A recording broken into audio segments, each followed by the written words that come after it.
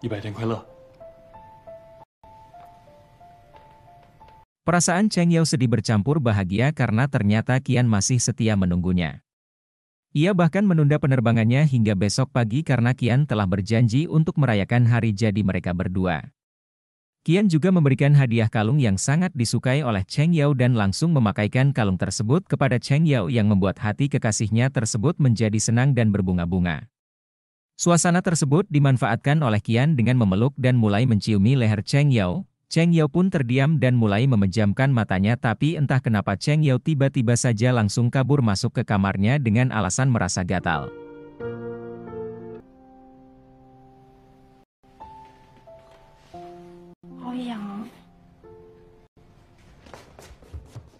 Tak putus asa Qian pun mencoba merayu Cheng Yao dan masuk ke dalam kamarnya.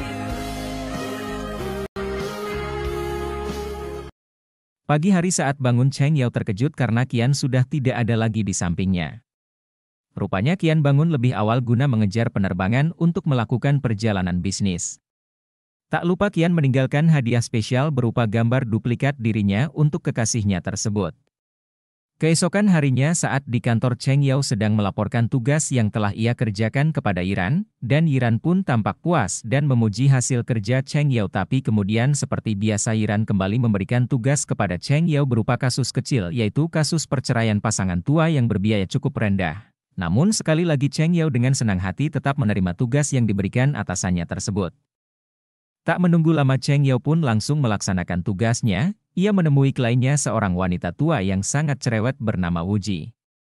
Baru datang saja wanita tersebut langsung meminta Cheng Yao untuk mencatat semua barang berharga miliknya. Kemudian mereka pun minum bersama di sebuah restoran untuk membicarakan kasusnya. Tanpa sungkan wanita tersebut memesan banyak makanan yang membuat Cheng Yao menjadi heran dan ia terus saja berbicara dan meminta Cheng Yao mengurangi biaya pengurusan kasusnya. Beberapa hari kemudian Qian yang sengaja pergi ke pantai menghubungi Cheng Yao. Ia terlihat sangat merindukan dan sedikit mengkhawatirkan kondisi pacarnya tersebut, walaupun Cheng Yao merasa baik-baik saja dan enjoy menjalani pekerjaannya sebagai bawahan Yiran. Qian juga berniat suatu hari nanti mengajak Cheng Yao untuk pergi jalan-jalan ke luar negeri bersama dirinya. Keesokan harinya Cheng Yao melaporkan tugas yang telah ia kerjakan kepada Yiran. Yiran tampak heran karena klien yang Cheng Yao tangani adalah orang yang sangat sulit, tapi Cheng Yao pun berhasil menanganinya dengan baik dengan daftar bukti yang begitu rinci. Akan tetapi sebenarnya Yiran sangat tidak suka dengan kepintaran Cheng Yao yang selalu saja berhasil mengerjakan tugas sesulit apapun yang ia berikan pada Cheng Yao. Tak sampai di situ, dengan liciknya Yiran pun melaksanakan niat jahatnya kepada Cheng Yao. Ketika Cheng Yao sudah pulang dari kantor, Yiran diam-diam memeriksa dan mengambil berkas surat hutang milik Cheng Yao. Keesokan paginya Cheng Yao menjadi panik karena ia sudah tidak menemukan lagi berkas miliknya, padahal sidang akan segera dimulai. Tan Ying pun jadi curiga ada orang dalam yang sengaja mengambilnya. Atas kejadian tersebut si klien menjadi sangat marah dan mengatai-ngatai Cheng Yao karena ia bisa saja kehilangan 100.000 yuan dari tuntutannya, tapi Cheng Yao berusaha tenang dan berjanji akan memperjuangkan kliennya tersebut.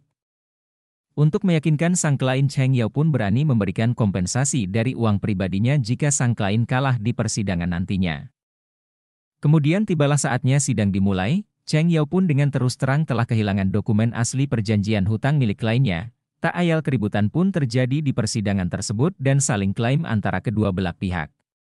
Sang suami tak mengakui bahwa ia memiliki hutang semasa pernikahannya seperti yang dikatakan oleh mantan istrinya tersebut. Cheng Yao pun mencoba menenangkan situasi tapi tak digubris sama sekali. Akhirnya pihak keamanan membawa keluar Wu Ji sang penggugat. Cheng Yao kembali membujuk Wu Ji untuk kembali ke ruangan sidang agar tidak mengganggu jalannya proses persidangan. Kemudian sidang pun dilanjutkan kembali. Cheng Yao yang sangat pintar mengeluarkan jurus keduanya, yaitu ia menunjukkan fotokopi dari surat hutang tersebut lengkap dengan bukti transfer dan laporan bank yang pada akhirnya tergugat tak bisa mengelak lagi dan hakim memutuskan menyetujui gugatan yang diajukan Cheng Yao. 10万元借款，原告提交了借条复印件，以银行转账凭证予以本院予以认可，现。 Tapi anehnya sang klien tersebut tetap saja meremehkan kemampuan Cheng Yao. Keesokan harinya Cheng Yao dan Tan Ying sedang berada di kantor dan memuji keberhasilan Cheng Yao dalam menangani kasus Wu Ji, tapi tiba-tiba saja klien Cheng Yao tersebut sudah ada di kantor sambil marah-marah dan melemparkan telur di ruangan tersebut. Ia juga terus menyalahkan Cheng Yao yang telah menghilangkan barang bukti kasusnya padahal Cheng Yao telah memenangkan kasusnya. Cheng Yao pun mencoba menenangkannya tapi malah makin menjadi-jadi, bahkan ia sampai melempar telur ke tubuh Cheng Yao. Hal tersebut membuat Tan Ying melindungi Cheng Yao dan mengancam serta akan melaporkan Wu Ji ke polisi atas tindakannya. Pada saat itu tiba-tiba Yiran ada di sana, mencium ada gelagat yang tidak beres. Tan Ying pun segera menghubungi Wu Jun untuk segera datang ke kantor membantunya. Bak drama yang sudah diatur, Yiran pun bersikap seolah-olah bak pahlawan membela Wu Ji dan menyalahkan tindakan Cheng Yao yang telah menghilangkan barang bukti. Sikap Yiran tersebut membuat Cheng Yao menjadi heran, apalagi Yiran secara sepihak memutuskan mengembalikan biaya pengacara Wu Ji. Tak hanya itu, Yiran juga menyinggung mengenai kedekatan Cheng Yao dengan Qian. Hal tersebut makin membuat Cheng Yao kebingungan dan merasa dipermalukan dan benar-benar kehilangan muka di hadapan semua karyawan. Cheng Yao pun tak terima cara Yiran menangani masalah yang menimpanya, apalagi dengan menghapus biaya pengacaranya kepada kliennya tersebut karena sudah ada aturannya. Dan ia akan bertanggung jawab atas kehilangan dokumen tersebut serta ia tidak mau dipaksa untuk mengakui kesalahan.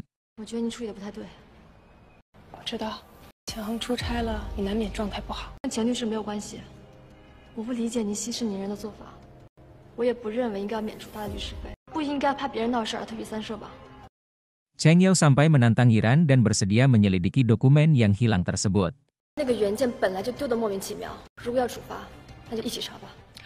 Pada saat yang bersamaan Wu Jun pun ada di sana, ia menyuruh semua karyawan untuk bubar dan menenangkan Cheng Yao yang masih trauma dan sedih. Kemudian Wu Jun pun menemui Yiran di ruangannya, ia memperingatkan Yiran untuk tidak macam-macam dengan Cheng Yao karena telah mempermalukannya di depan semua karyawan, dan Yiran harus mempertanggungjawabkan perbuatannya. Yiran, 当初我跟钱恒是看中你的工作能力才找你进来的。 我希望你不要因为一些个人情感而让我后悔找你进来，好吗？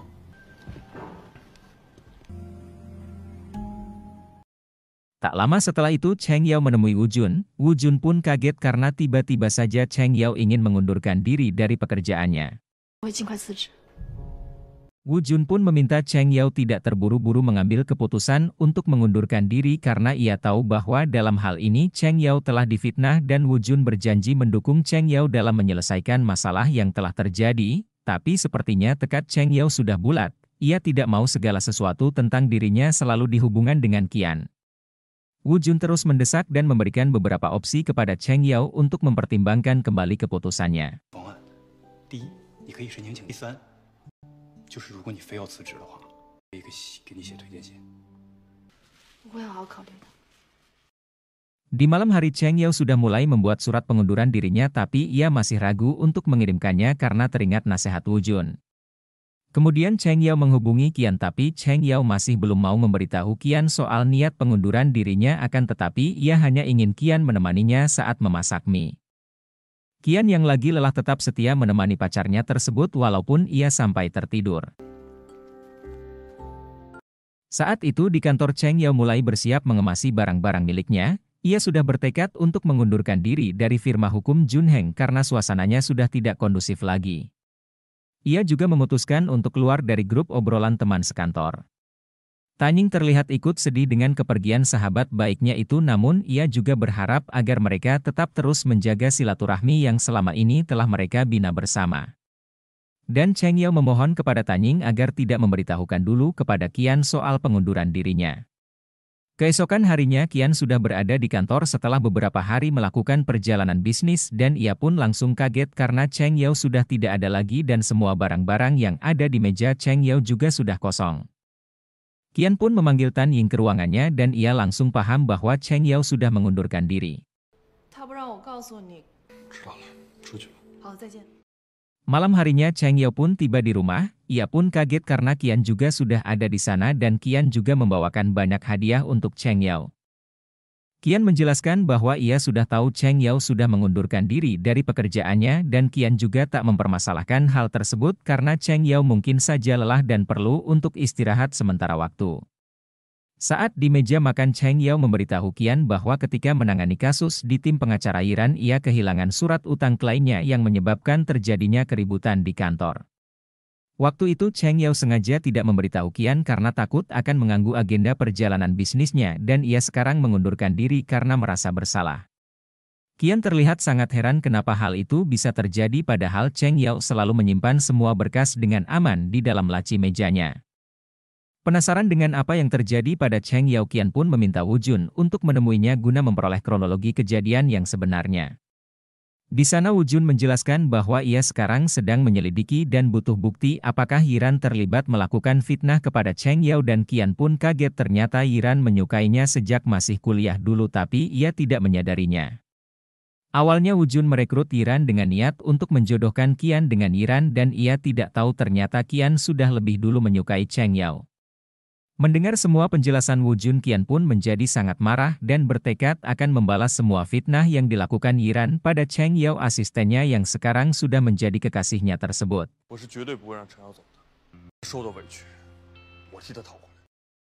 Keesokan harinya Qian menemui Yiran di ruangannya. Saat itu Qian memperlihatkan rekaman CCTV ketika malam itu Yiran sedang beraksi melakukan niat jahatnya saat akan mengambil berkas di meja Cheng Yao. Akan tetapi Yiran berusaha untuk mengelak dan mengaku bukan ia yang melakukannya tapi Qian tak kehilangan akal. Ia minta Yiran untuk melakukan tes sidik jari tapi Yiran mengelak lagi bahkan ia sempat-sempatnya menjelekkan Cheng Yao yang membuat Qian semakin jadi naik pitam.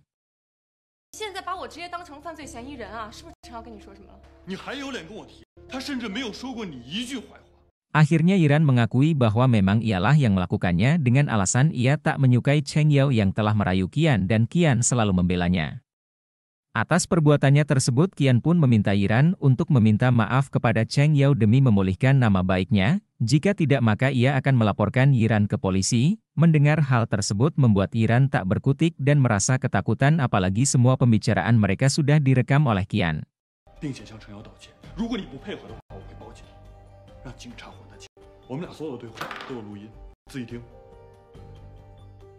Tak lama kemudian Wu Jun pun ada di sana, ia pun berjanji pada Qian akan menyelesaikan masalah tersebut secepat mungkin dan dengan cara kekeluargaan serta jangan sampai dibawa ke ranah hukum karena bagaimanapun juga mereka bertiga adalah teman bersama semasa kuliah dulu.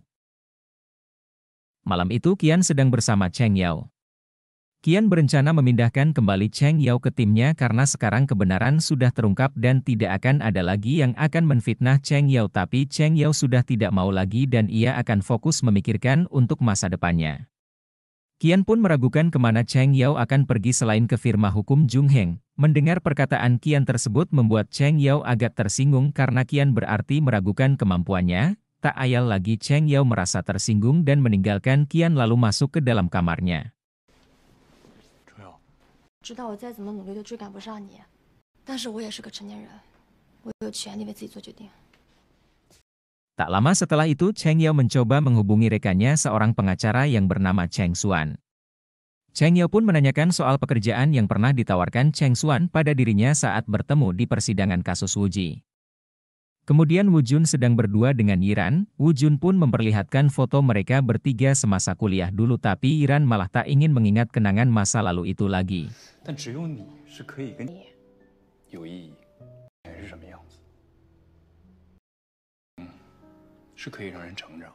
Wu Jun juga menasihati Yiran untuk tidak melakukan hal buruk yang bisa menyesatkannya, maka dari itu Wu Jun berharap agar Yiran meminta maaf kepada Cheng Yao untuk membersihkan namanya. Jika itu dilakukan Yiran maka ia akan meminta Qian untuk tidak melanjutkan kasus tersebut. Kemudian Cheng Yao dihubungi oleh Yiran dan mengajaknya untuk bertemu. Di sana Yiran mengatakan bahwa ia ingin istirahat dan akan melanjutkan studi ke luar negeri. Dengan terus terang Yiran juga mengatakan bahwa ia sangat iri dan cemburu pada Cheng Yao dan ia menyesal telah mengambil jalan yang salah dan tak lupa Yiran juga meminta maaf atas perbuatannya kepada Cheng Yao.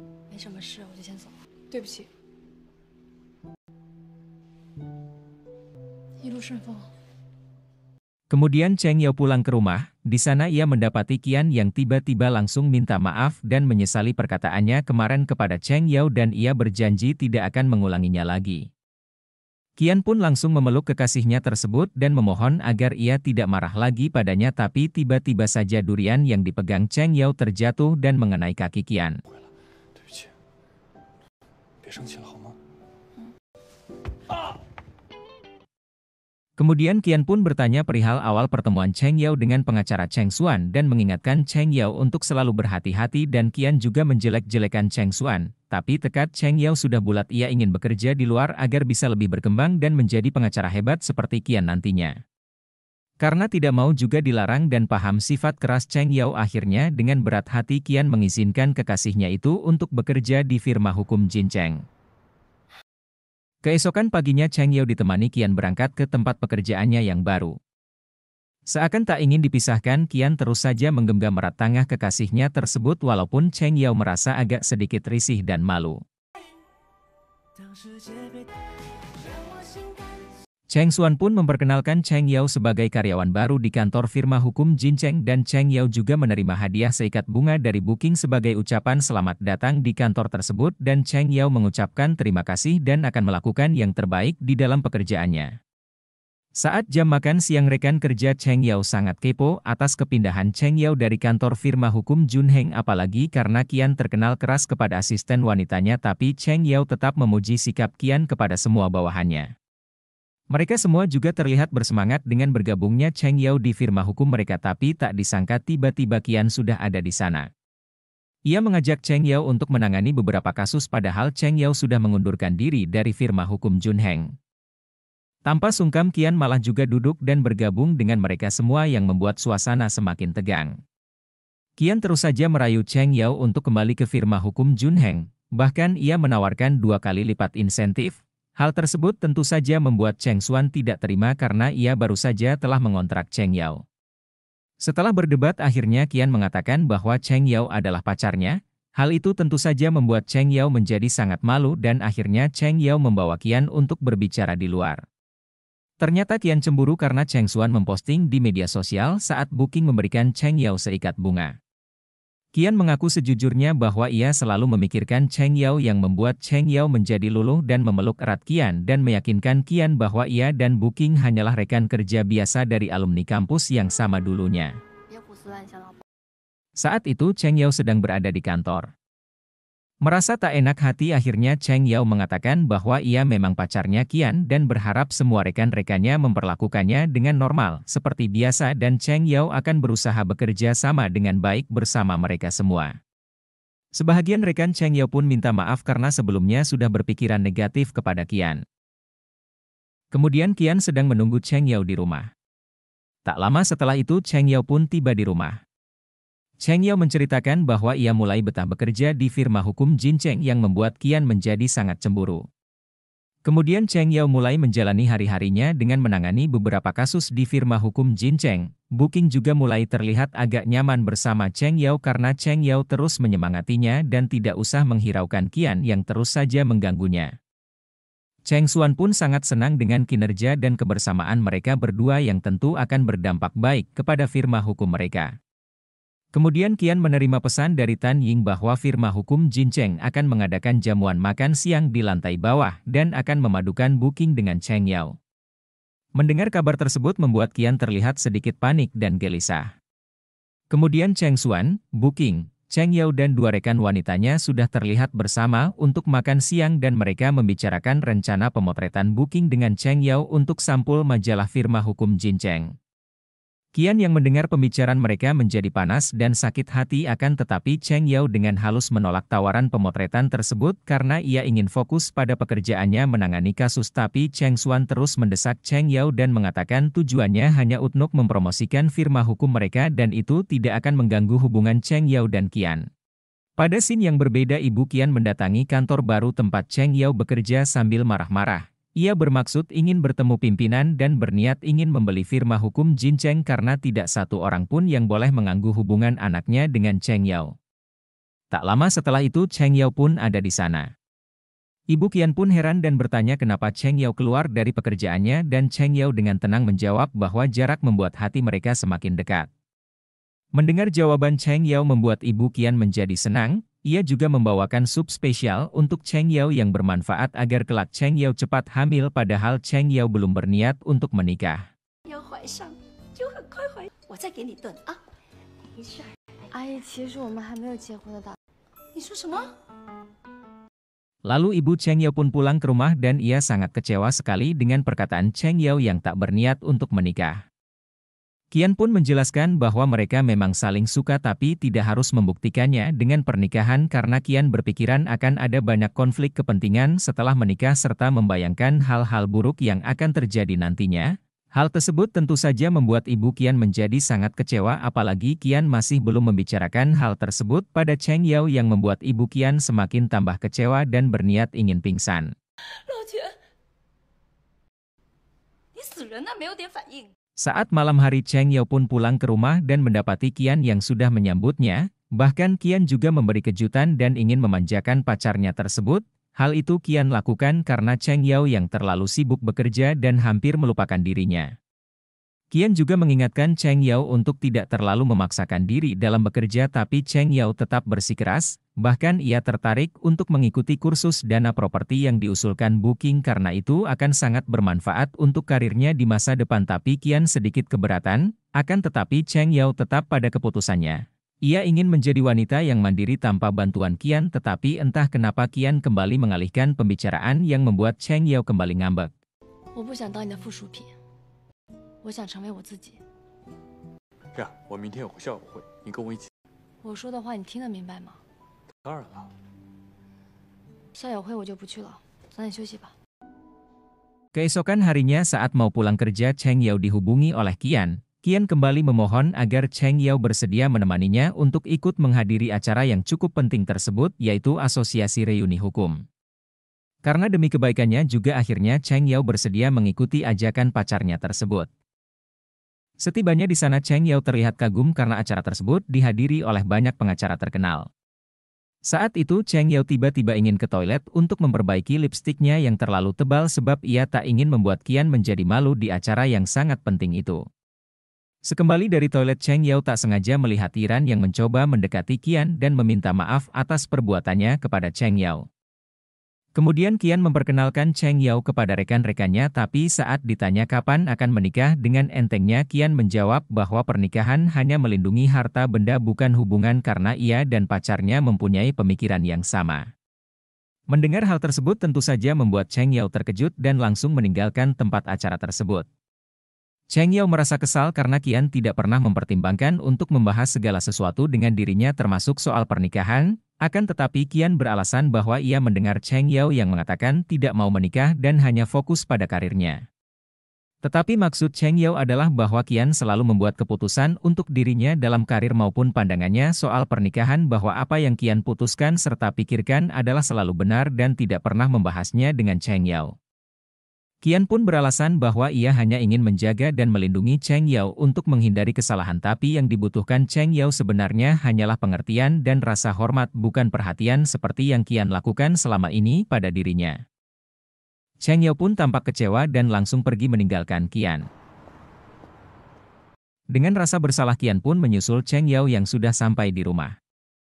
Qian terlihat merasa tak enak hati untuk mengetuk pintu kamar Cheng Yao yang sudah istirahat di dalam kamarnya. Atas kejadian tersebut membuat Cheng Yao maupun Qian tidak bisa tidur semalaman bahkan Cheng Yao sampai melarikan diri ke rumah Cheng Si. Cheng Yao merasa belakangan pemikiran dan tindakan Qian membuat ia merasa tidak dihargai bahkan dipandang rendah padahal Qian sebenarnya hanya ingin memberikan perhatian lebih kepada Cheng Yao. Wu Jun pun menasihati Qian untuk menggunakan kecerdasan emosionalnya serta mencoba apa yang sebenarnya diinginkan Cheng Yao dan memahami perasaannya. Di sisi lain Cheng Yao sebenarnya tidak mau putus dengan Qian. Qian pun ingin segera menemui Cheng Yao tapi dilarang oleh Wu Jun karena akan membuat situasi akan semakin buruk. Lebih baik Qian istirahat dulu dan menenangkan diri sambil memikirkan jalan keluar permasalahannya.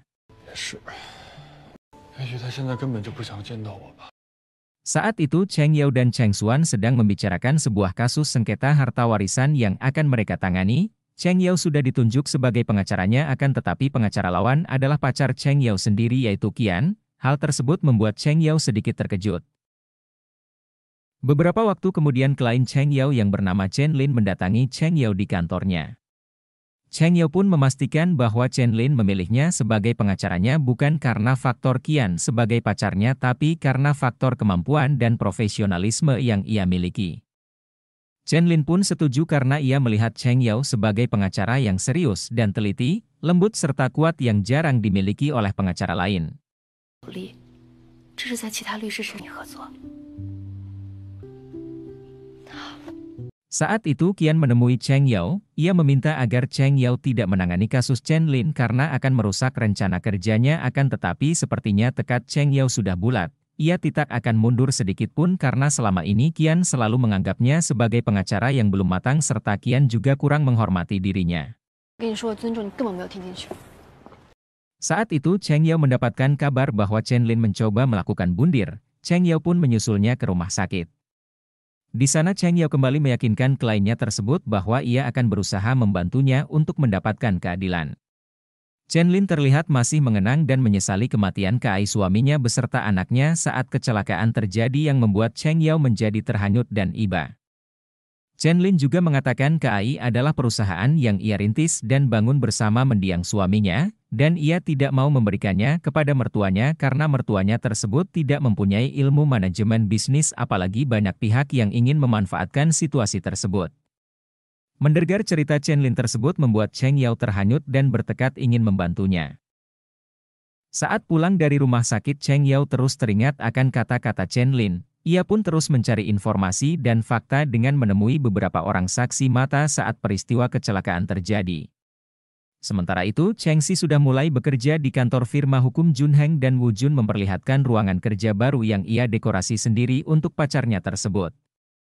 Di saat yang sama Qian tiba di kantor dengan sikap murung dikarenakan suasana hatinya yang masih belum membaik. Malam harinya Qian sangat senang karena Cheng Yao mengajaknya untuk bertemu. Ternyata Cheng Yao hanya ingin membahas kasus Cheng Lin dan Huang Ran. Cheng Yao berniat ingin memfasilitasi antara kedua pihak yang berperkara dan bernegosiasi sebelum sidang kedua akan tetapi tampaknya Qian tidak setuju dengan ide Cheng Yao walaupun Cheng Yao sudah menjelaskan beberapa fakta yang telah ia dapatkan. Qian pun mengingatkan Cheng Yao untuk tidak terlibat terlalu jauh dan percaya begitu saja pada cerita klien tapi fokus saja dengan tuntutan klien. Qian juga mengatakan bahwa cinta itu murni tapi pernikahan tidak, mungkin karena terlalu banyak kepentingan yang terlibat dalam pernikahan yang akhirnya berubah menjadi perang kepentingan berkedok cinta. Akan tetapi Cheng Yao tetap bersikeras bahwa kesimpulan yang didapatkannya berdasarkan pada bukti yang kuat dan juga seorang pengacara selain profesionalisme juga membutuhkan rasa belas kasih. Ia juga memperlihatkan keterangan saksi yang telah ia dapatkan kepada Qian tapi tampaknya Qian tetap pada pendiriannya dan tidak setuju dengan ide rekonsiliasi atau perdamaian seperti yang diusulkan Cheng Yao. Akan tetapi sekali lagi Cheng Yao tetap bersikeras dan mengatakan bahwa pernikahan tidak hanya untuk melindungi harta benda namun juga melindungi cinta. Walau salah satu pihak ada yang pergi akan tetapi cinta akan tetap ada dan tak akan pernah hilang. 即便有一方离开了，爱情也会一直存在，这份爱意永远都不会消失。 Saat itu Qian sedang santai di rumahnya bersama dengan kucing Cheng Xi yang dititipkan padanya. Qian merasa sedih karena tidak ada lagi orang yang menunggunya saat ia pulang ke rumah seperti dulu lagi. Begitu juga dengan Cheng Yao, ia terus bertahan dengan kesendiriannya tanpa ada Qian di sampingnya. Pagi harinya saat berangkat kerja Cheng Yao mendapatkan kabar baik dari Qian bahwa Qian bersedia untuk melakukan rekonsiliasi terhadap kasus Chen Lin dan ibu mertuanya. Cheng Yao terlihat senang dan ia pun langsung melaporkan hal tersebut kepada Bei Qing tapi sesaat kemudian Qian kembali menghubungi Cheng Yao dan mengajaknya untuk mempertemukan Chen Lin dan ibu mertuanya malam itu juga. Tak lama setelah itu Chen Lin terkejut dan tak menyangka karena Qian benar-benar berhasil membawa mertuanya untuk bertemu dirinya. Mereka pun terharu dan saling berpelukan satu sama lain. Huang Ran akhirnya menyadari bahwa selama ini ia telah difitnah. Ia pun mengucapkan terima kasih kepada pengacara Qian yang telah berhasil mempertemukan dirinya dengan Chen Lin. Begitupun juga dengan Chen Lin. Ia juga mengucapkan terima kasih kepada Cheng Yao karena sudah mempertemukan dirinya dengan mertuanya untuk mencari solusi permasalahan yang dihadapinya. Huang Ran juga mengatakan bahwa ia tidak akan melakukan banding pada sidang kedua nantinya dan akan menyelesaikannya di luar pengadilan. Bahkan Huang Ran memuji Qian dan Cheng Yao sebagai pengacara yang penuh kasih. 最有人。 Sekarang Cheng Yao menjadi lega karena sudah berhasil menangani kasus Cheng Lin, namun Qian malah menyatakan bahwa semua kasus pernikahan dan keluarga yang pernah ditanganinya penuh dengan kebencian dan pertengkaran. Inilah kasus pertamanya yang berhasil dengan halus. Jika ia bertemu dengan Cheng Yao lebih awal, mungkin Qian akan lebih menghormati dan memahami pernikahan. Cheng Yao benar-benar memberi pelajaran pada Qian. Menyadari kesalahannya, Qian pun minta maaf kepada Cheng Yao dan akhirnya mereka pun berbaikan kembali. Bahkan sambil berjalan kaki, Qian menggendong kekasihnya tersebut dan mereka pun menikmati keindahan kota di malam itu.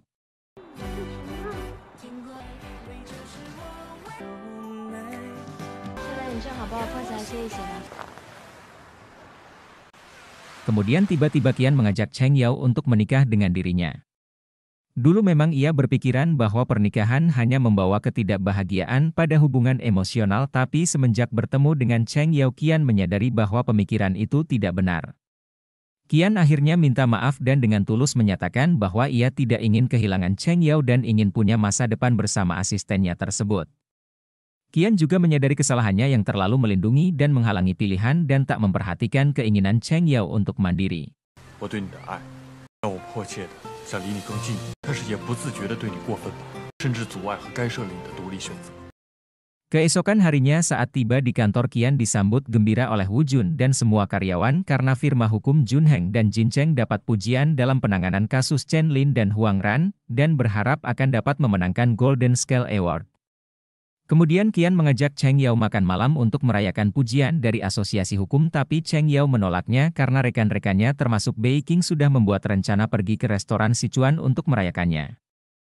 Cheng Yao pun mengajak Qian untuk bergabung bersamanya, dan mau tak mau Qian pun setuju walaupun sebenarnya ia tidak suka dengan masakan pedas yang ada di restoran tersebut. Qian pun mengajak semua karyawannya untuk merayakan secara bersama atau bergabung dengan firma hukum Jin Cheng yang akan diadakan di restoran Sichuan di lantai bawah, karena bosnya yang mengajak. Dengan berat hati mereka semua mengikuti saja walaupun sebenarnya mereka agak keberatan karena di restoran tersebut terkenal dengan makanan pedasnya. Tak menunggu lama, Qian dan Cheng Yao beserta rekan kantor mereka masing-masing sudah bersiap untuk makan bersama. Karena tak mau kehilangan muka di depan Bei Qing dengan pedenya, Qian pun langsung memesan makanan. Entah karena makanan pedas atau segan sama Qian, semua rekan-rekan Qian pun buru-buru pamit meninggalkan restoran tersebut. Qian pun menyantap makanan yang super pedas tersebut walaupun sebenarnya ia tidak menyukainya dan Cheng Yao terlihat heran melihat tingkah pacarnya itu.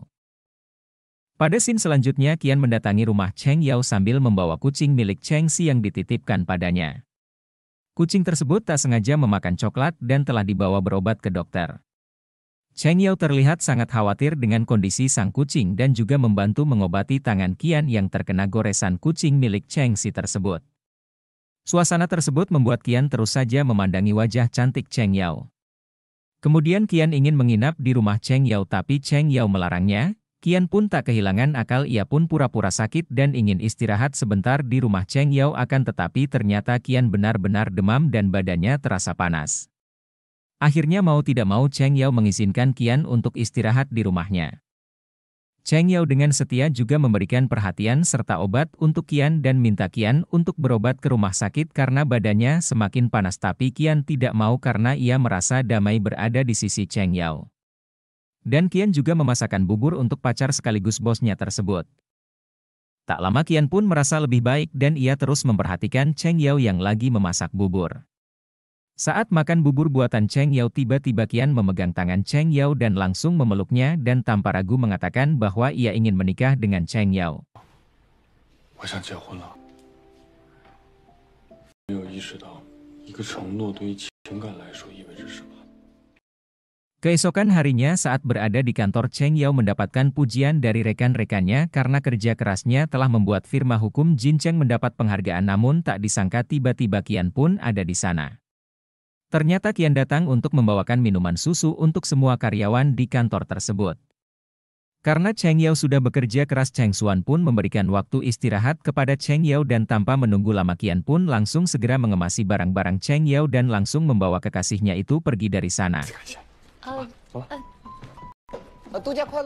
Saat itu Cheng Yao baru terbangun dari tidurnya dan ternyata Qian sudah menyiapkan sarapan untuk dirinya. Qian juga ingin istirahat panjang dan menikmati waktunya bersama Cheng Yao. Cheng Yao pun terharu dan langsung memeluk pacarnya sekaligus bosnya tersebut. Saat itu tersebar berita orang-orang membicarakan firma hukum Junheng, bahkan mereka bilang pengacara Qian mengalami kecelakaan atau mau pensiun karena dia cuti panjang. Ada juga rumor yang mengatakan bahwa Qian berselisih dengan Wu Jun, bahkan yang lebih sadis lagi ada rumor yang mengatakan bahwa Qian bersembunyi setelah melakukan kejahatan. Wu Jun juga mendapatkan kabar bahwa Qian telah dihukum karena telah memanipulasi terhadap penghargaan Golden Scale Award. Ternyata dalang dari semua itu adalah pengacara Deng Ming, mantan suami Cheng Xi. Tak ingin malu muka di hadapan bawahannya, apalagi di sana ada Cheng Xi. Wu Jun pun menenangkan mereka semua dan akan menyelesaikan permasalahan tersebut secepat mungkin. Pada scene yang berbeda, Cheng Yao sedang menonton acara televisi yang menampilkan pengacara Deng Ming. Ia dengan sombongnya membanggakan bahwa ia pernah 2 kali memenangkan Golden Scale Award.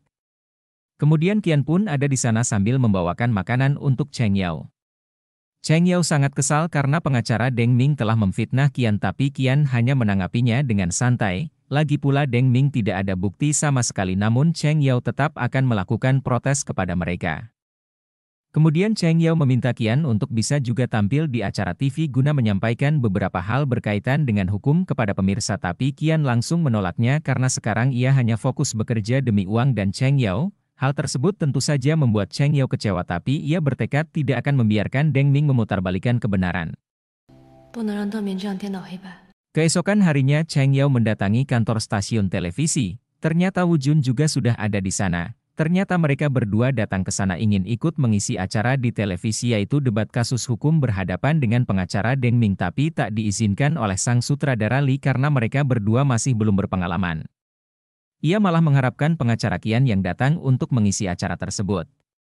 Tak disangka tiba-tiba Qian benar-benar sudah ada di sana dan siap menantang Deng Ming. 打败邓明，我不一定能拿捏得好，只能演示什么叫做碾压。这句好，我就要这一句。 Akhirnya Cheng Yao menjadi sangat senang karena Qian bersedia memberikan klarifikasi, jadi ia tak perlu khawatir lagi, tapi Qian masih menggoda Cheng Yao bahwa ia tidak akan menghadiri acara tersebut karena ia sedang libur dan sedang fokus mengurus keluarga. Karena terus saja didesak, Qian pun akhirnya bersedia, tapi ia memberikan beberapa syarat kepada Cheng Yao. Setelah itu Qian dikabari untuk membuat video pendek sebelum acara berlangsung dan Qian meminta Cheng Yao untuk membantunya sekaligus menjadi asistennya.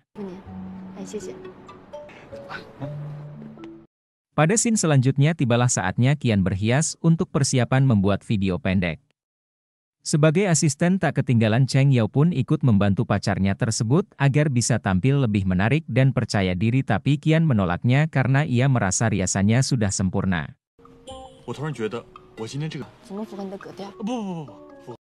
Kemudian tibalah saatnya Qian didampingi Cheng Yao mulai membuat video pendek. Ia tampak percaya diri di depan kamera. Tak disangka diam-diam Deng Ming juga ada di sana memperhatikannya. Ia bertekad akan mengalahkan Qian di acara debat di televisi nantinya. Melihat hasil video, Qian membuat Wu Jun dan rekan-rekannya menjadi takjub dan bahagia. Mereka sangat bangga karena Qian mau menghadiri acara debat di televisi dan tentunya akan membuat Qian menjadi semakin populer, begitupun juga dengan firma hukum mereka. Kemudian tibalah saatnya acara debat dimulai. Kedua pengacara yaitu Qian dan Deng Ming dihadirkan serta memperkenalkan diri mereka dan disambut meriah oleh pendukungnya masing-masing. Kemudian pembawa acara menghadirkan 2 orang suami istri yang terlibat sebuah kasus perceraian, dan kedua pengacara diminta untuk memberikan tanggapan dan solusi terhadap permasalahan mereka berdua. Tak disangka Qian memberikan jawaban dan solusi yang baik berdasarkan fakta dan analisa yang tajam terhadap kasus tersebut yang membuat Deng Ming tak berkutik sama sekali. Para penonton pun bersorak dan memberikan pujian kepada pengacara Qian atas pembelaannya yang masuk akal dan logis. 作为一名，不要再试图说服我的当事人稀释。他们有感情基础，他们不会离婚。离不离婚不是你说了算。强行劝和，钱律师说的对，钱律师说的好。 Tak hanya sampai di situ, semua orang juga terkejut saat Qian memberitahu bahwa Cheng Xi telah memposting di internet mengenai kelakuan busuk Deng Ming, mantan suaminya, bahwa ia telah melakukan perselingkuhan dan ia juga melakukan kekerasan pada dirinya. Cheng Xi juga membongkar bahwa Deng Ming juga telah memfitnah pacarnya Wu Jun serta melakukan trik kotor untuk bersaing dengan firma hukum Junheng. Mengetahui kedoknya terbongkar, Deng Ming pun menjadi malu dan kabur dari arena panggung televisi tersebut.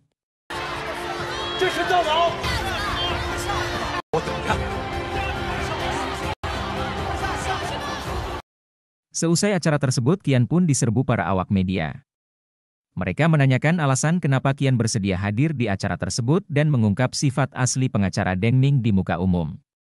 Qian pun menjawab bahwa dulu ia sama seperti mereka semua, tak peduli dengan rumor palsu apapun, tapi setelah itu seseorang mengubah cara berpikirnya bahwa seorang pengacara harus lebih dari sekedar bertanggung jawab atas klien dan pekerjaan mereka, tapi juga bertanggung jawab menyebarkan kepercayaan terhadap hukum.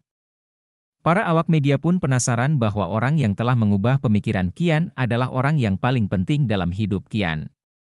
Qian pun akhirnya mengakui bahwa Cheng Yao adalah benar. Kita yang membentuk citra kita sendiri dan kita harus menyebarkan keyakinan pada hukum melalui tindakan kita.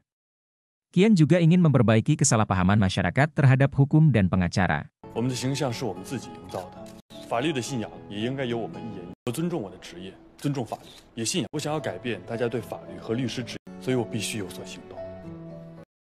Di sisi lain, Cheng Xi sangat senang dan puas telah membuka kedok Deng Ming di depan publik dan tiba-tiba saja Cheng Xi tanpa ragu langsung mencium Wu Jun, sang kekasih tersayangnya tersebut. Tak ingin kehilangan kesempatan, Wu Jun pun langsung membalas mesra ciuman Cheng Xi. Cheng Yao yang melihat kemesraan mereka berdua merasa lega dan bahagia, namun tiba-tiba Qian sudah ada di belakangnya. Cheng Yao pun berseloroh bahwa Qian harus membayar hak cipta karena menggunakan pernyataan orang lain tanpa mengubahnya, tapi Qian sudah menulis sesuatu untuk Cheng Yao. 我以为我会一辈子不结婚，直到遇见了你，你是我所有的权利和义务，人生中唯一的不可抗力。 Kemudian Qian juga mengungkapkan bahwa ia ingin menghabiskan sisa hidupnya bersama Cheng Yao dan ia ingin menjadi orang yang paling penting di hidup Cheng Yao. Mendengar kata-kata tulus dari Qian, akhirnya Cheng Yao pun luluh dan langsung mencium dan memeluk erat kekasih sekaligus bosnya tersebut. 我想跟你度过接下来的每一天，想要成为你生命中唯一不可或缺的那个人。我站在最谦卑的位置，以我余生的时间支配权作为筹码，成为我的命运合伙人。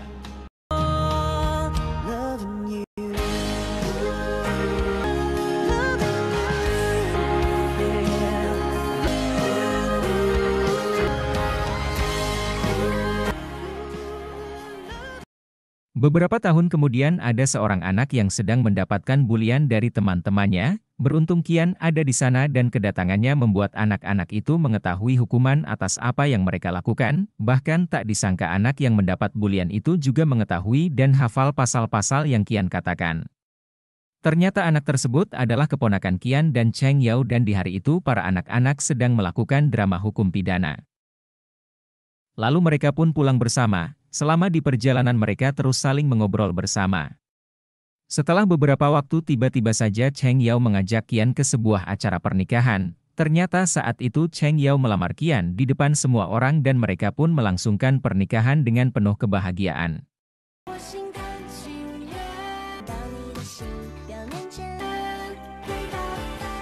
Itulah pembahasan drama China My Boss Full episode 1-36. Bagaimana menurut kalian? Silahkan berikan pendapatnya di kolom komentar atau bisa juga komen mengenai saran drama apa saja yang bisa kita bahas ke depannya. Jangan lupa untuk kasih like jika kalian suka dengan konten-konten kami, and see you guys in the next video.